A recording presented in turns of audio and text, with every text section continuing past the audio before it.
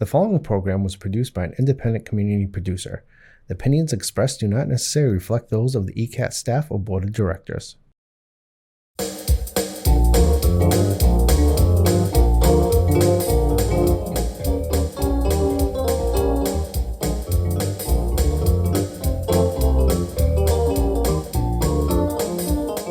Hi, and welcome to my program, Purpose-Driven Aging, where we delve into the realities of aging and uncover the keys to a purpose-driven life. I'm your host, Kathy Heery. I've been an RN for over 40 years, an elder care professional, and ran a business for 20 years. Now I'm a writer and producer and educator locally and also online, bringing programs like this to help with the elder care experience. Welcome to this program, Purpose-Driven Aging or Purposeful Aging, exploring the 10 domains. Again, I'm your host, Kathy, and I'm going to take this journey with you because I am also now an elder myself. Today, we explore the concepts of purpose-driven aging. Aging that aligns our actions and goals with what matters most to us. From staying physically active and emotionally resilient to fostering social connections and leaving a meaningful legacy. Additionally, we'll review the many challenges of growing older that we all face, such as dealing with medical problems, medical insurances, service selections. So today, we're going to look and discuss the 10 domains that you now see on your screen that contribute to our overall aging experience. So whether it's tending to your physical health, your cognitive health, relationships, or giving back to your community, it's important to grasp each domain that I'm going to go through shortly. Areas of medical, health, cognition, relationships, whether to retire or not to retire. What about reinventing yourself? How do insurances work or not work? What about finances? And I'm not talking about financial planning. I'm talking about how finances work within the aging experience. The importance of prepping, planning, and then finally service selection. And through all of this, what we're looking at is avoiding fake news, fake information, and I'm going to delve into how to actually separate this all out and tease it out. So this morning's program is about the 10 domains, and this kind of forms the framework of how things will move forward in this particular program going forward, one running each month. So what I'd like to do is just start with each of the domains and run through. So you can see they're numbered 1 to 10, and they start right around 11 o'clock or so, if you look at this wheel, over with health. Now, some of you may consider health and healthcare to be the same thing, but there really are differences, and this is what I get at here. So with health, what I'm looking at is lifestyle, how you live your life each day. What do you do each day? What is your diet like? What do you eat or not eat? Drink or not drink? What about activity? Are you active? Are you sedentary? What about sleep? And not just the amount of sleep, but the depth of sleep. And also to stress management. One program we're going to do probably this summer was going to look at the role of meditation and mindfulness and ways to reduce stress that all impact our health. So you can see that health is something that's within our control. Now, people think that health and healthcare are the same. And while they have commonalities, they really are different. When I look at medical, I look at the medical impact, such as illnesses, medications we take, hospitalizations, things that affect our health, but are done by healthcare practitioners. So if you think about it, how many conditions do you have? So I have 3 or 4, and yet I'm relatively functional. So while my health may be impacted by some medical problems, it's really not affecting my lifestyle. But as we looked at in number 1, lifestyle does affect our medical. So the thing with chronic conditions is that a lot of them can be preventable. And one of the things I want to get into as we move through these programs is how the role of inflammation and toxic load affect our medical situation. You know, it's not all about find it, fix it, forget it, because the medical community cannot do it. Our institutions of healthcare in this country are really based on this medical industrial complex, so to speak, where we treat symptoms and not causes. And we look at things that make money. So I want to deep dive into this and show you how to work within it and sometimes how to get around it. The other thing we're going to look at here as we explore is medications. Not only are we taking too many, but how to take them, how to put together a medication routine, and how to afford medications. Also, 2 screenings and primarily immunizations that got a bad rap through the pandemic. People now are not getting immunizations that are needed. In elders, literally we could have 4 or 5 shots every year. So what are the ones that work? What are the ones that don't? And I'll have guests come on that can talk to us locally about what does work and does not work for older people. So as we move on to number 3, function. So what am I talking about function for? Function is our ability to bathe ourselves, dress ourselves, get in a car and drive, prepare a meal. It's the difference between ability and disability. So why is this important? Well, first of all, it's important to be able to live your life and live independently. And second of all, the level of function is often a driver for long-term care services, as well as different payers, such as insurances, long-term care insurance, and VA benefits. So we look at 2 sides of this. One, we look at the ability and how to preserve function, and there's some interesting tips and tricks you can learn with this. And the other side is actually, if you have a disability, either through aging or maybe an accident, then how do you access services and what is meant by functional evaluation and triggering benefits? So as we move around to number 4, we're looking at relationships. In relationships, primarily break down into a couple of categories. One is, who is your family, your tribe? Who are those people that are closest to you? Who are there for you? Who has your back when you absolutely need it?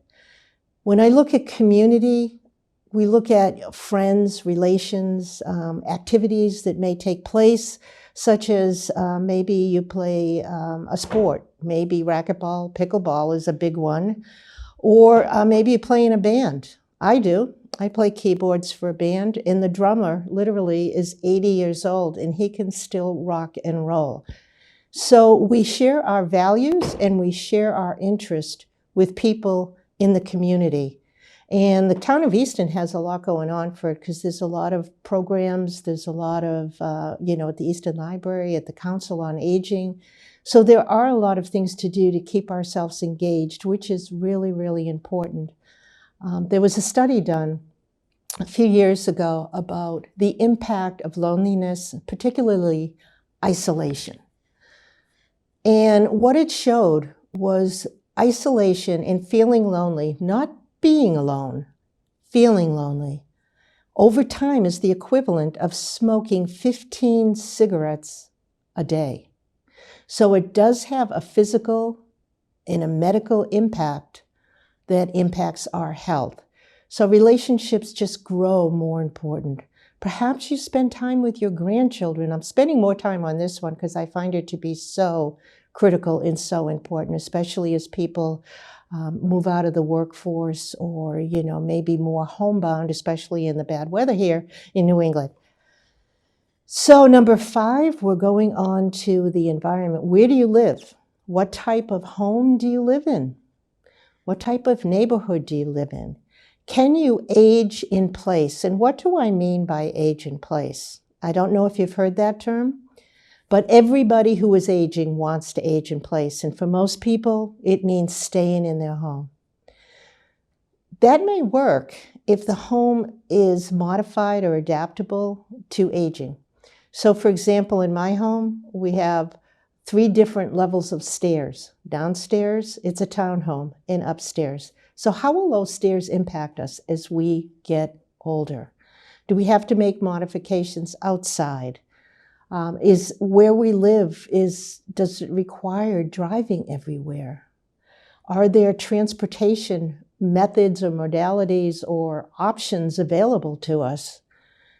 When somebody like myself, I used to go into many, many homes and do evaluations, both for the state, for local aging organizations, through my own business. And when I would come in, there'd be this sense of, oh, you're here to put me in a nursing home, right? You're going to tell me my home isn't safe. And that isn't it at all. What we do is look for ways to make sometimes simple modifications are the best. An inside rail, maybe more lighting, maybe adapting in the bathroom, which is the source of most of the accidents that happen in your bathroom and in your bedroom. So environment is a big one. Number 6 is, do I retire or do I reinvent myself? So this comes up with everyone. I have friends that are still working and loving it, and they're well into their 70s. I have friends that I've known that retired at 50 because they just had to get out and do something else. For most of us, it's around the age 65. That's when Medicare kicks in. However, Social Security still does have a gradual increase. And right now, it's for most people that are going to be retiring, it's at age 67. Social Security is full age retirement, and it's still available. So many people do make decisions around, well, when Medicare starts, when Social Security starts. But I'm finding that to be less and less as the generations behind us come into full retirement. So do you decide that maybe there's a few options here? Do I just retire completely and just sail off into the sunset and live my life? Or do I gradually exit and work part-time? And that takes enough of the pressure off me so I have that flexibility so I can spend more time with the grandkids. Or do I reinvent? So for me, when I retired my service business, I opened an online business. And what I found myself doing, to my own surprise, is working more and more with artificial intelligence because it's extremely helpful for what I do. And it is coming, and I hear more and more people saying it's going to take away my job. One area of recommendation, find a way to work with it, not against it, because there's a lot of good it can do if it's used in the right way. So I look forward to doing a whole program on retiring and reinventing, and how people just look back in their lives and said, wow, I've always wanted to do this, and now I can. I always wanted to be a writer. I always wanted to build a garden. I always wanted to open a landscaping business. I always wanted to start a band. I always wanted to run an art show. These are some of the things that people are doing now. So as we go over to number 7, and this is another big area that people struggle with, insurances, particularly Medicare and Medicaid. Now, Medicare is a national insurance. It has a lot of parameters and a lot of regulations that cross every state. Medicaid is a state-driven program and is very different in every state. So for Medicare, I worked as a Shine counselor, actually in the area for 4 or 5 years, and met with a lot of people who were not only confused, but fearful that they're going to make the right or the wrong decision. So one of the programs we're going to do is going to have a Shine counselor come on and talk to us about how to age into Medicare and a look at some of the common problems and the common mistakes that people make. And one that I'd like to just share with you now, since we're on the subject, is that if you are not taking any medications when it's time to switch to Medicare, don't think you don't need a drug plan. There are all kinds of penalties that can pop out. So when in doubt, even if it's you don't know, make an appointment with a local Shine counselor. It's a free service, and it's available in every community.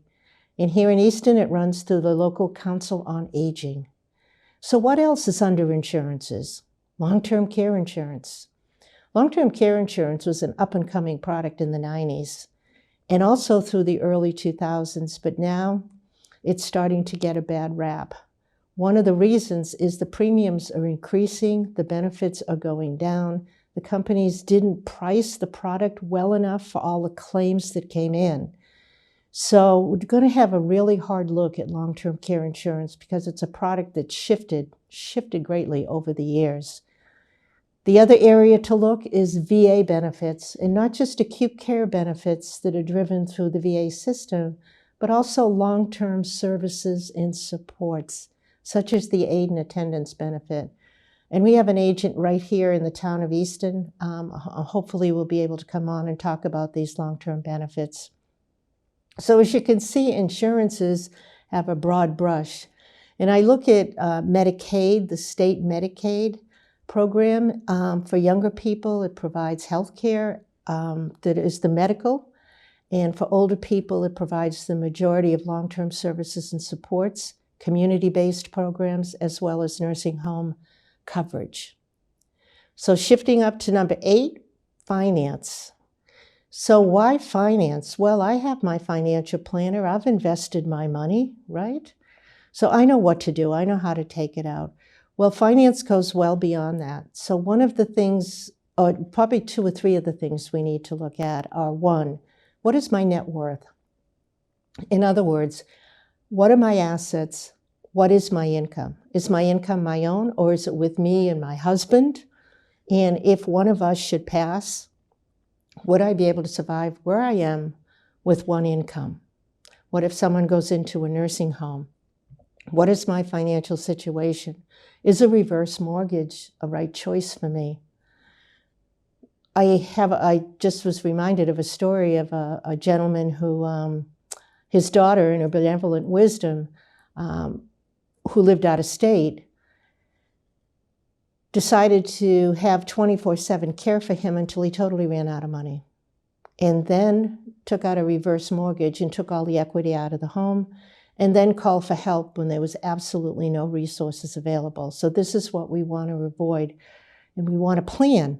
We want to plan for the care aspect or what we may need in terms of services and supports financially. If we have assets, most people have, their biggest asset is their home. So what is the equity in that home? Is it over-mortgaged? So we want to know what may or may not be available.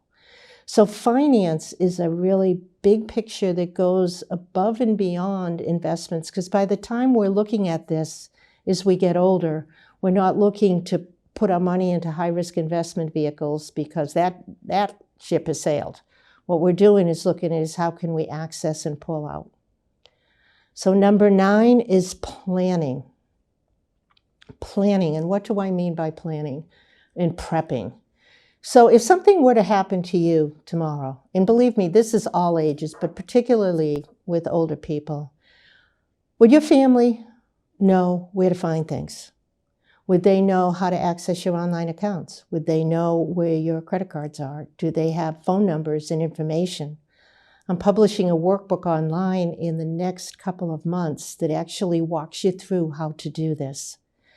The other area of planning that you hear a lot about and hopefully have done is the legal planning with the state, which includes selecting agents to make healthcare decisions for you should you become incapacitated, or otherwise, whether it's briefly or whether it's long-term. It could be briefly through an accident or a surgery, or it could be long-term through progressive cognitive loss. Also, agent for finance, and these 2 agents, durable power of attorney for finance, durable power of attorney for healthcare, are in effect as long as you're alive. Once you pass, then do you have an executor of your will? And if you've set up any trust, who are the trustees?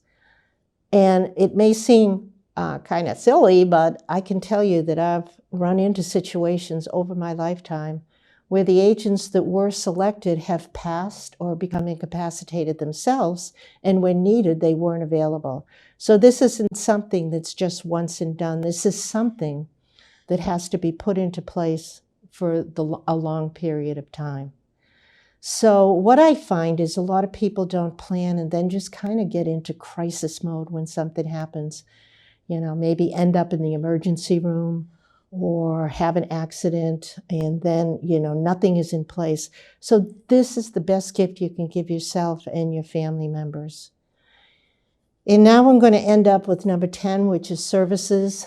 and supports, and I'm going to talk a little bit about this one because this is where a lot of people struggle. And also, what I've found in my career is that people start by selecting services, and then it kind of is a domino effect where it goes backwards, because if they have no plan, like that gentleman that I talked about that used up all his money and then got a reverse mortgage, they sucked their finances dry.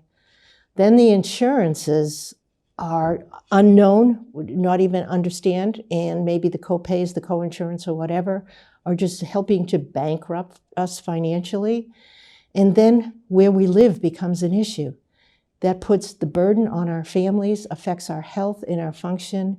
So as you can see, 1 through 10, in my career and in my personal experience, I have found that if we can put this in place before it comes time to select a service, it helps no end. So what do I mean by services? So there are community-based services, and then there are institutionally based services. So community, what we have in the community is home care. Did you know there are 2 different types of home care?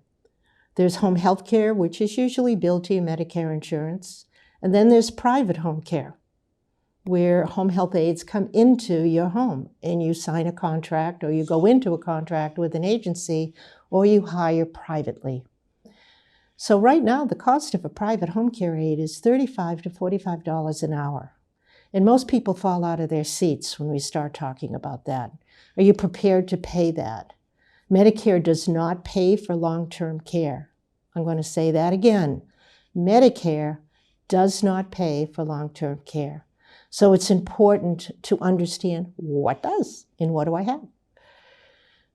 Assisted living is another area that we're going to deep dive into, because people, maybe you're one of them, think that assisted living and nursing homes are the same thing, and they are not.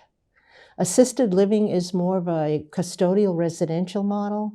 They don't have a lot of medical care. If you need excessive help with personal care, it's an extra cost. And assisted living right now can cost anywhere from $6,000 to $10,000 a month, and that is just the base rate. The costs go up from there.